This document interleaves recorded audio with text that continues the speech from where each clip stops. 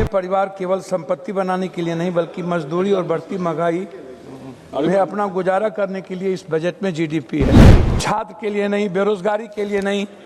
मेरा आपसे रिक्वेस्ट है कि जीएसटी में 2-3 चीज़ों पर ध्यान देना पड़ेगा। खाद पर, तेल पे, दवाई पे, सैनिटरी पे, कपड़े पे। दवाई की कीमत मैडम सबसे ज्यादा हर महीना 10% बढ़ जाता है, 10 पैसा दवा।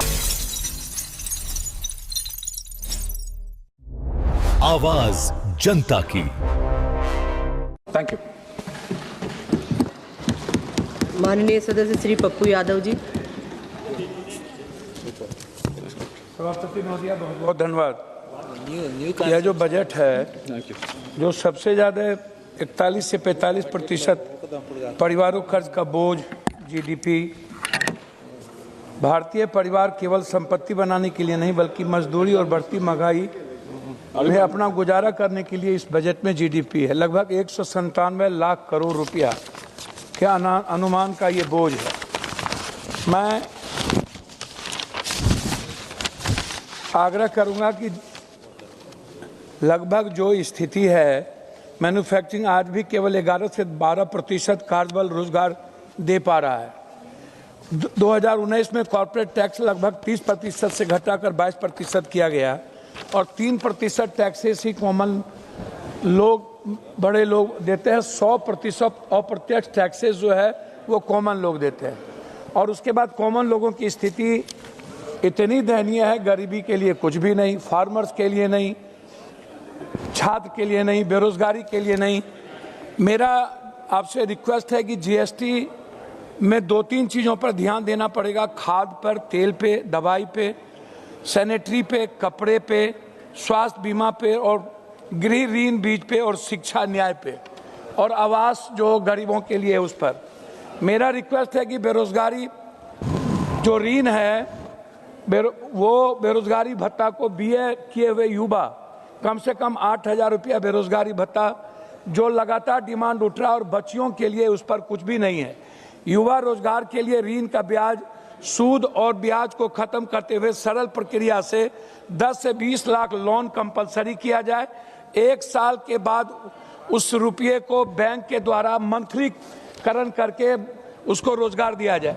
निजी क्षेत्र में OBC, EBC, ST, SC, minority को स्किल युवाओं को 60% आरक्षण निजी क्षेत्रों में कंपलसरी, जिसमें बेटियों की भागीदारी को हर कीमत पर बढ़ाया जाए। किसी भी परिस्थिति में ST, SC, OBC, EBC, minority युवाओं की जो बेटियों हैं उसमें 60% आरक्षण देकर रोजगार देने की भागीदारी आवश्यक है।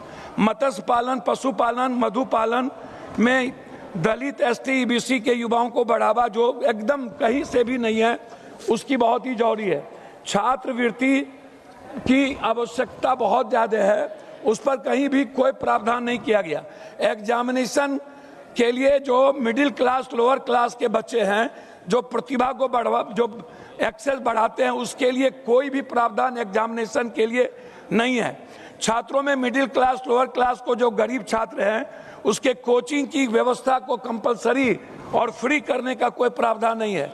गरीब छात्रों, खास तौर पर ईबीसी, ओबीसी, एसटी, एससी और जनरल क्लास के जो गरीब लड़के हैं उसके छात्रावास की व्यवस्था के लिए कोई भी व्यवस्था नहीं है, जिसका सबसे ज्यादा बोझ छात्रों पर पड़ता है। उसकी छात्रावास की पहल होनी चाहिए और खास तौर पर बेटियों का छात्रावास ये कंपलसरी टाउन में करना चाहिए ताकि उसको किसी भी तरह की सुरक्षा को मुहैया कराया जाए। पेंशन में वृद्धा पेंशन, निःशक्त पेंशन, विकलांग पेंशन को इसको किसी भी कीमत पर हर महीना और कम से कम 2,000 से 3,000 पेंशन की व्यवस्था का कोई मतलब नहीं है।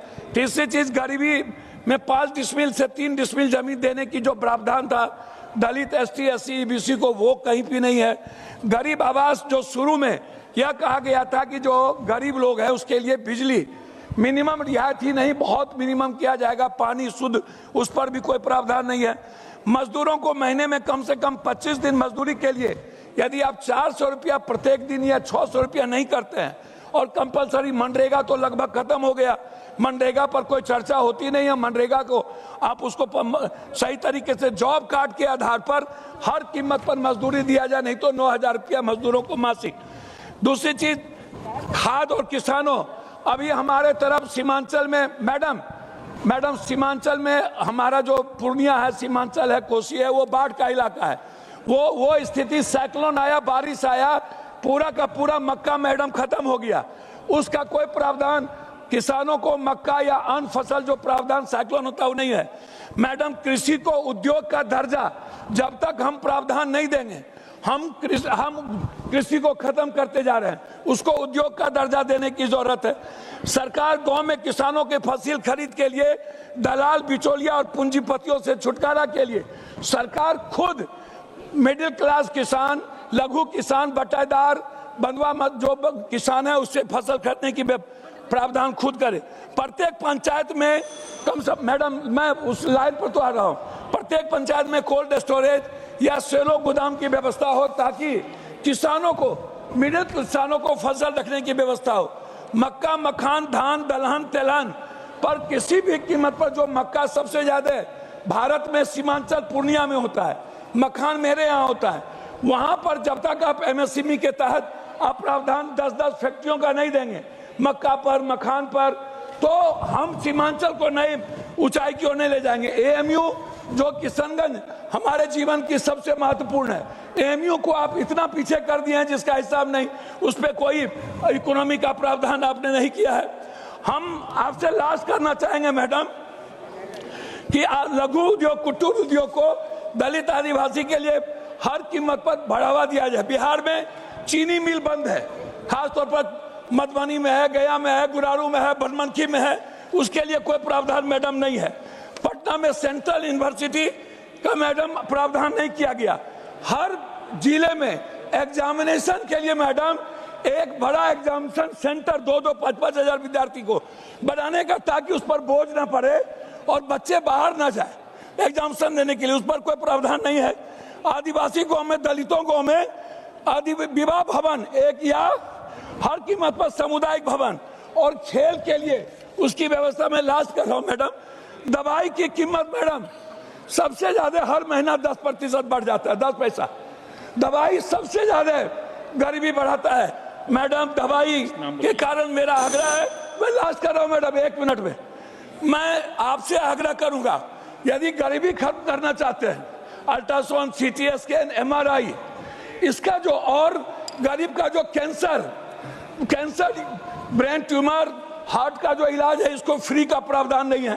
ये जो ओबीसी गरीब का है, तो मेरा आग्रह है जो जांच है वो सरकारीकरण होना चाहिए, निजीकरण। लास्ट कर रहा हूं मैडम, लास्ट है। दूसरा मैडम आपसे आग्रह है मेरा कि हर कीमत पर जो गैस की बात हो रही है, जो दलित आदिवासी गरीब हैं, उसकी रिफिलिंग, गैस की रिफिलिंग सरकार के तरफ से बिल्कुल फ्री किया जाए। मैं नदियों के कटाव को लेकर के चिंतित हूँ। हमारे तरफ कोसी, महानंदा, कमला, गंडक, किसान, लास्ट करो मैडम, लास्ट, वो क्लियर कंप्लीट हो रहा है। आपसे आग्रह है, हाई डैम हमारे यहाँ, उसके लिए आपका कोई प्रावधान नहीं है। आपसे आग्रह है मैडम कि नियोजित संविदा पर जो आज बच्चे और करोड़, इस पर अग्निवीर को लेकर के मेरा आग्रह है कि संविदा जैसी, नियोजित जैसी चीजों को खत्म करने का प्रावधान हो, कंपलसरी नौकरी का प्रावधान हो। और दूसरा चीज,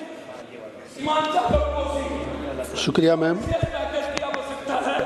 मेरा डिमांड है आपसे, कल जो कर्मचारियों का उसको मैडम लागू करने का कोई प्रावधान। शुक्रिया मैम। हम चाहते हैं कल फाइनेंस मिनिस्टर साहिबा ने Big dreams need the right foundation.